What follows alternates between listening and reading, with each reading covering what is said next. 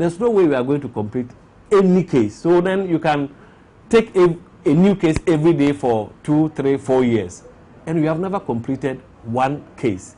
That is also an indictment on the judges themselves. So if they have, say, 15 cases that are running, and fresh cases come, what they will do is that they will register it, but they will adjourn it, continue to adjourn it till those cases that they have started are completed. And somebody can be in the queue for 2, 3 years without his case being called. And that is the genuine challenge that we have. According to these inmates, if their investigators were to come for them and duly prosecute their cases, some would have been freed by now, and this would have eased the congestion in our prisons. The congestion has become a puzzle prison authorities are struggling to solve. Here's Controller General of the Ghana Prison Service, Matilda Bafwe, who was speaking at a forum in October last year. Ghana's current criminal justice system focuses much more on punitive or retributive justice rather than rehabilitative approaches to the management of offenders, which has resulted in severe overcrowding in the prisons, among others. Overcrowding is a key challenge in almost all prisons in Ghana and has generated a lot of anxiety in the prison system. The principle that prisoners live in dignity is constantly violated as a result of overcrowding. With lack of sleeping space, poor ventilation, poor sanitary conditions and inadequate feeding, prisons have become hellish for prisoners. They are to be locked in their cells before sunset. We have 99 remand prisoners here. This is one of the cells. This place is very small. Under normal circumstances, it should be holding about 5 people. But here's the case. We have about 16 inmates who sleep here on a daily basis. Some have been here 7, 5, 6 years. And they have been sleeping like this for the past years.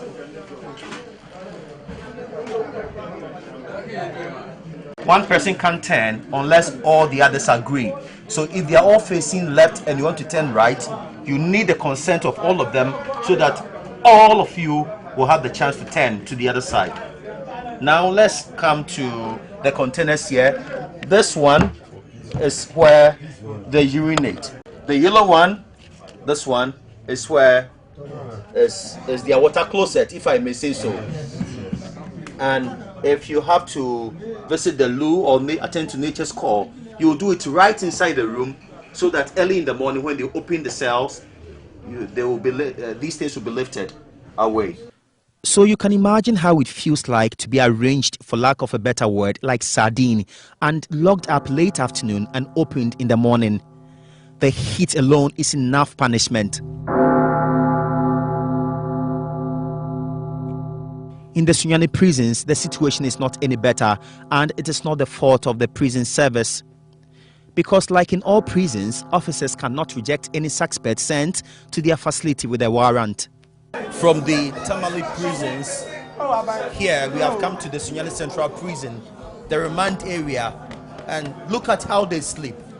Look at how full this place is. No way to turn, and it's hot. You can see some of them fanning themselves with their clothes.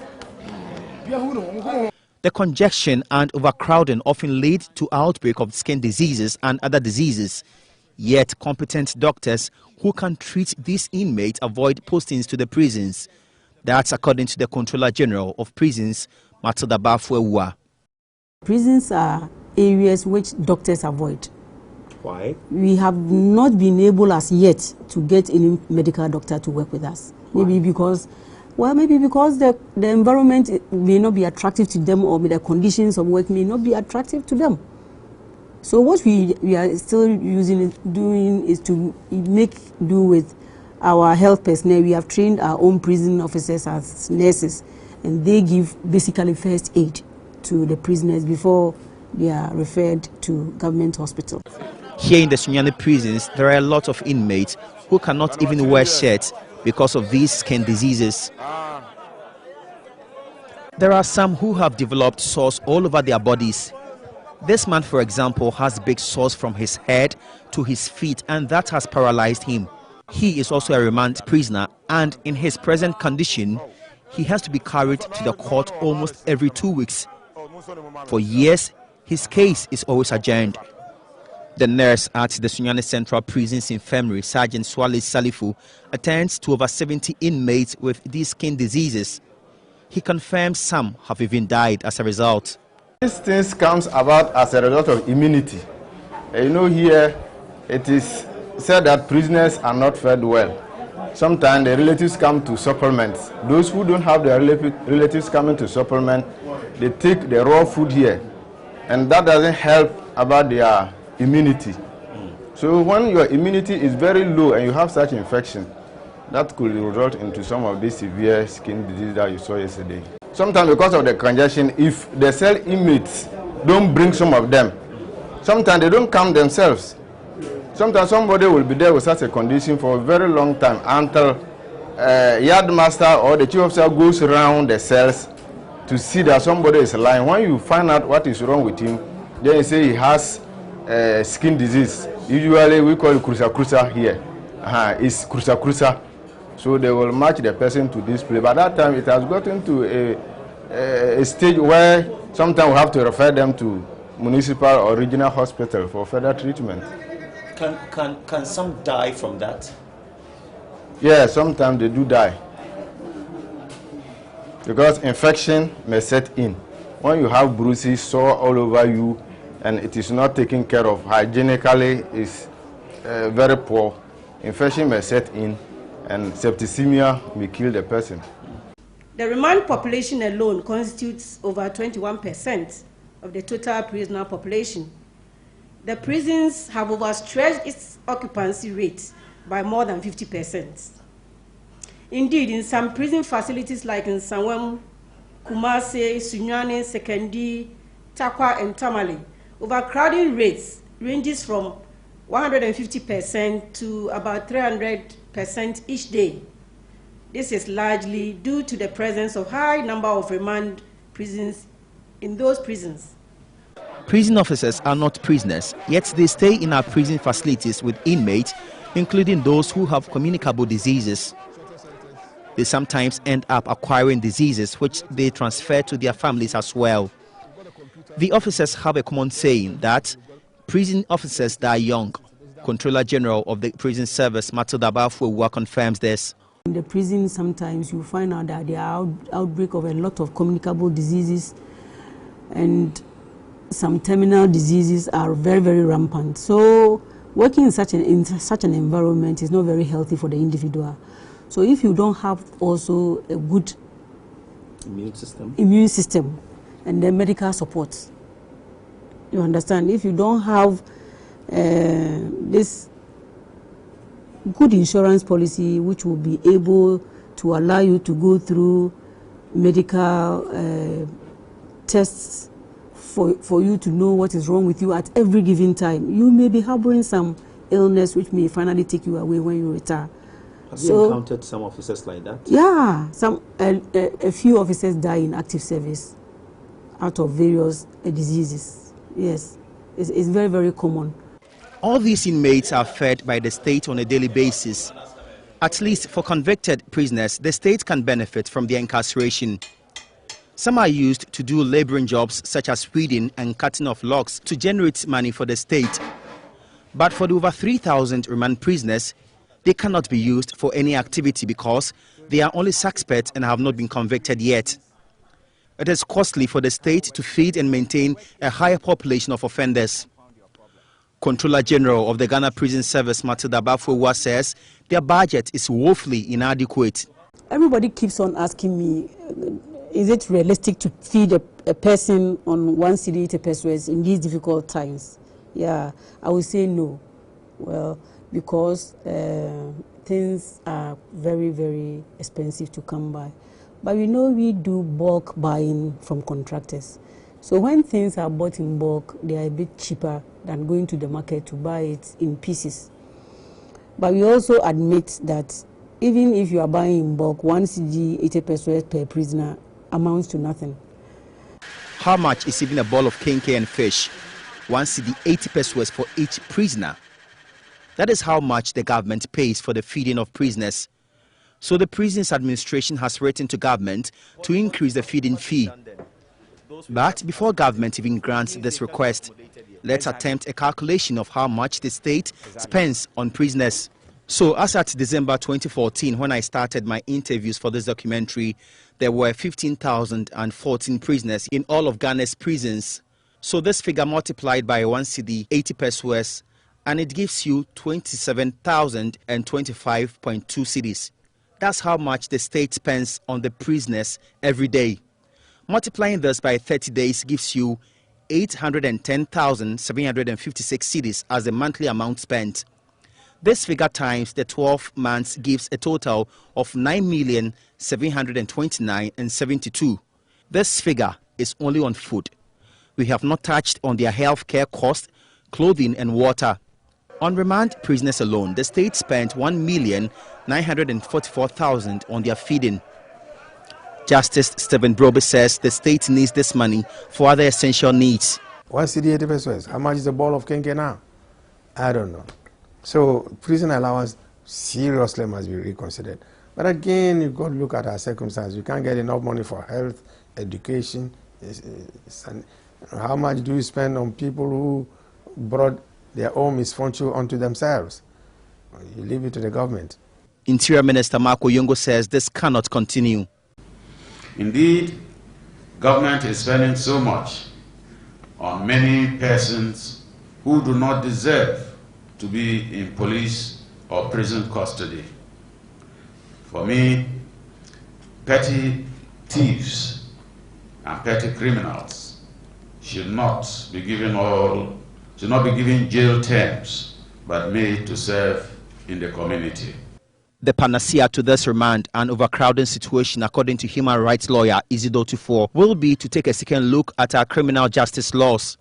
The system will have to be overhauled, that's what I'm saying. So that we get to know who has to be on remand in the first place.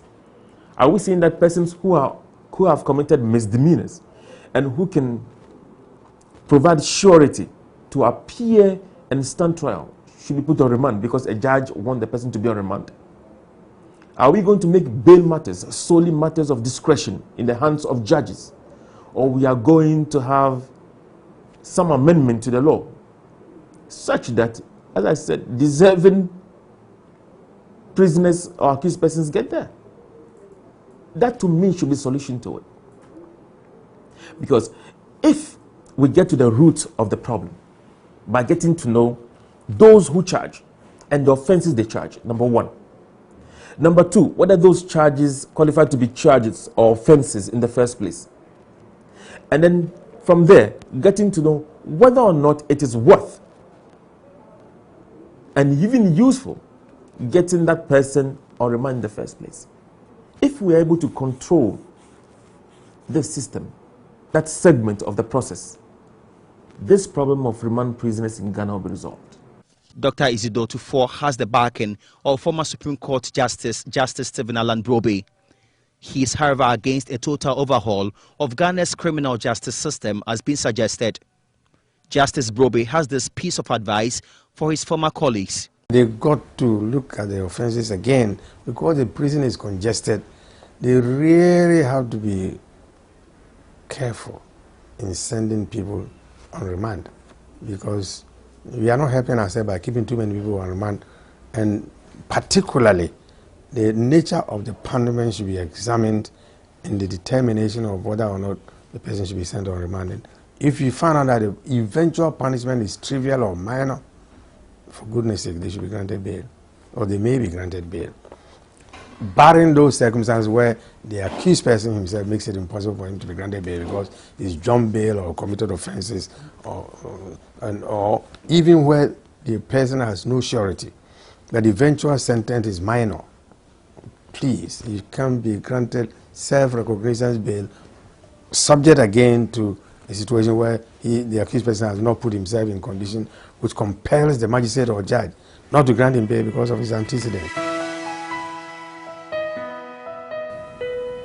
I always ponder on why someone who has stolen a bunch of plantain or some tubers of yam, obviously to feed, should be incarcerated for long periods during which time the government is expected to feed, clothe, accommodate, and ensure the health and general welfare of such a person. Unfortunately, due to the challenges of the Ghana Prison Service, quite a number of these petty criminals come out of the system worse off than they went in. They get mixed up with the hardened criminals and come back to the society more corrupted than before, to do more harm to peace-loving and law-abiding Ghanaians. Government is currently on a mission to look for alternative ways of punishing people or settling issues that would have otherwise ended a person in prison. For example, if somebody steals somebody's mobile phone and there is we can resort to mediation for the person to engage the victim. He's arrested. He's coming before the authorities. No, don't take him to the criminal justice people, but there can be traditional courts or bodies specially created for mediation efforts. He faces the criminal faces the victim, and they can thrash it out. After apologies, the victim may even ask for some compensation in any form, either in cash or deed, you understand? And that could end the system. That could end the problem between the two. Or maybe you can even bring in a pastor. We call something restorative justice. The pastor is able to work on the offender to confess his guilt in the presence of the victim. And then the healing begins. Once the person is able to accept the fact that he has made a mistake and the victim is prepared to forgive him, society is a bit relieved that once you have accepted the fact that you have offended the individual and you have apologized, that should be the end, instead of burdening the criminal justice system. Interior Minister Marco Yongo says this forms part of the non-custodial sentencing policy he is advocating. Our cities and towns need more hands to clean them. Meanwhile, very strong and able-bodied men and women are languishing in jail for petty crimes. I believe that such a petty thief or criminal can be asked to undertake communal service in his home district or town, be under restrictions regarding his her movement, be on parole, work and pay a fine, etc. This has been the Interior Minister's sermon since he assumed that position, and it has traveled far to even the inmates. It is a suggestion some of the prisoners have been praying is accepted and acted on without delay. I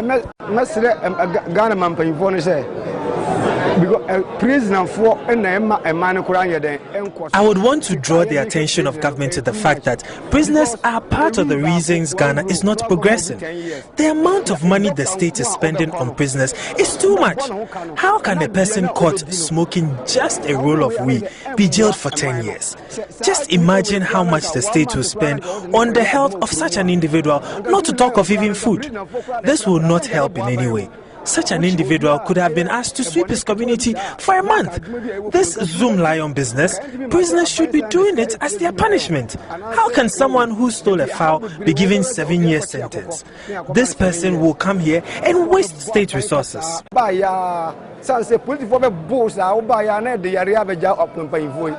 Sir,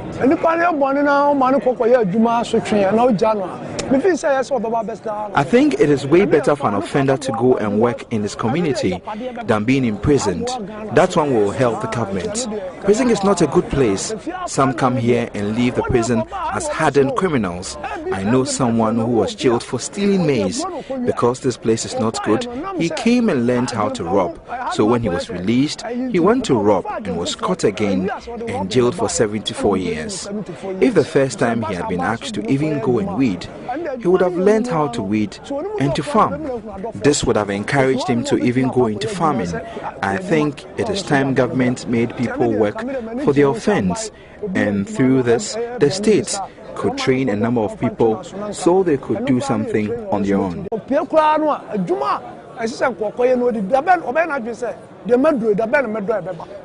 So the bell me do e beba.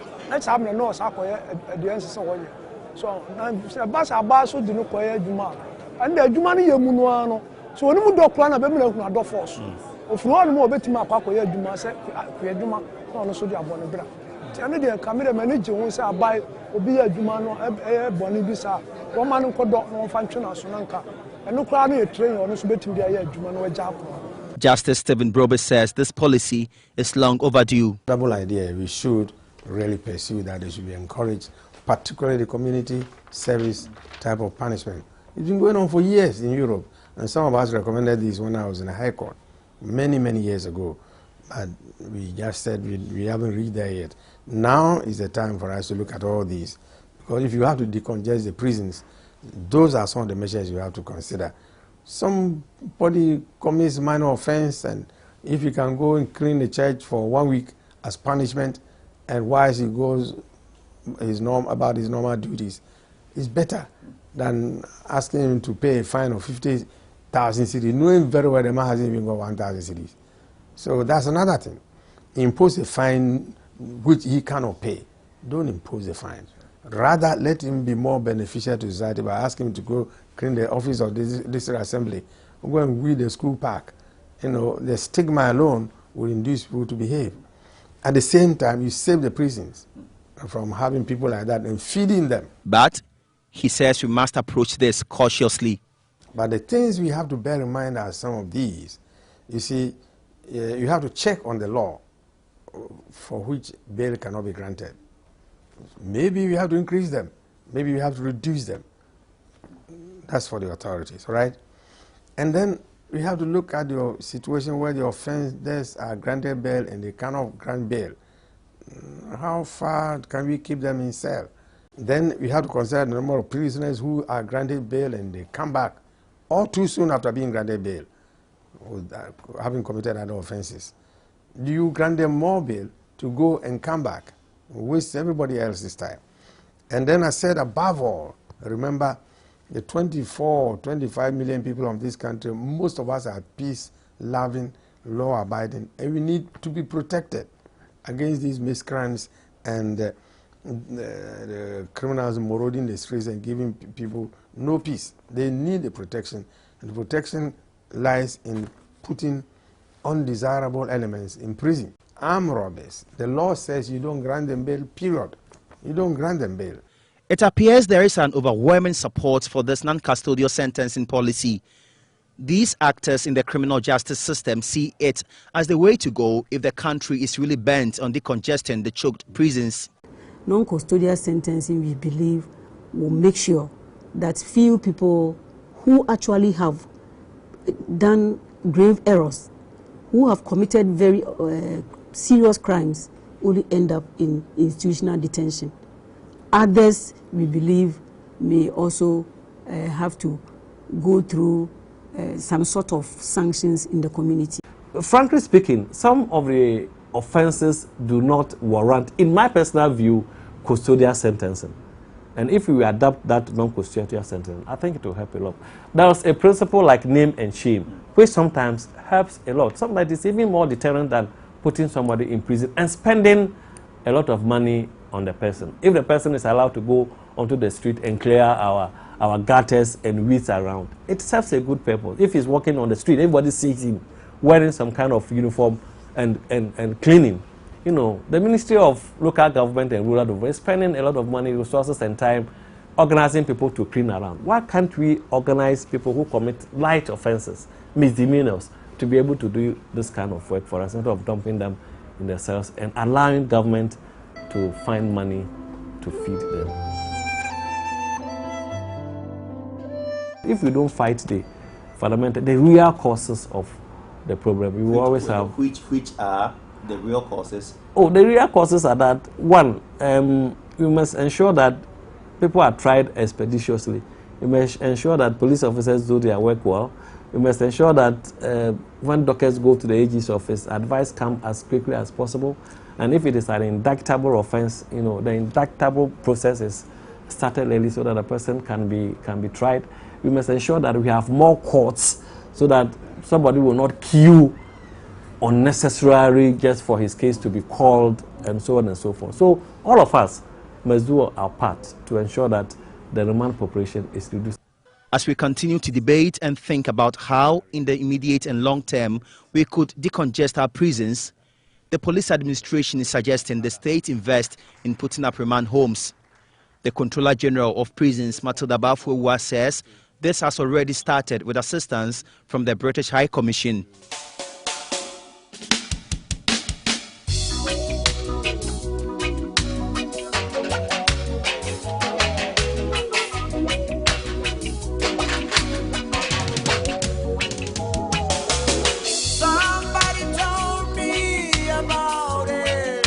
Not everyone in any of our prisons actually committed any wrong. Some, according to the Controller General of the Ghana Prison Service, Matilda Bafuwa, are victims of circumstances. The message we have been sending out is that we have to embrace our brothers and sisters who have actually shown that they have repented from their old ways. And I hope the message will be taken up by people like you for us to know that the fact that you have gone to prison doesn't mean you are the worst person. If by the grace of God, most of us would have been in worse circumstances. But I want to say something. It is not everybody who is in prison today who has actually offended. Some of them were victims of circumstances and they were not able to put their cases across well. They didn't have lawyers like we have spoken about, you see? Or they may even be illiterate. They may not even understand the proceedings going on.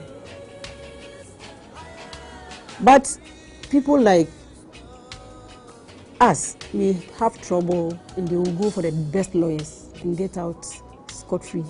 Never say you can never end up in any of our prisons. Never say this is their problem. If there is anything you can do to help our prisons and especially the inmates, do it now. You don't know when you can become a victim of a circumstance and end up there. For years, some of the inmates have been looking forward to an occasion like this to tell the president to temper justice with mercy. I am pleading that you should have mercy and should favor us because we are suffering. We are suffering. I'm not challenging that if somebody is wrong, they should not take him to remand or prison. But what I'm pleading is that I know myself and I know that case that is holding me, it is not true. I'm not the one who killed my daughter. And I know that the same thing, some people they hear the same thing. The crime that they arrested them is not them that commit. And now they are still holding her because we don't have anybody to talk on our behalf. So I'm pleading that our president and our interior minister, they should have mercy and they should help us, they should favor us, and they should free us in this place because we are suffering. So I'm pleading that our president, I beg and I'm pleading on behalf of me and my brothers in Tamale prison or Ghana prisons all, or Ghana remand prisons all, they should remember us. Okay.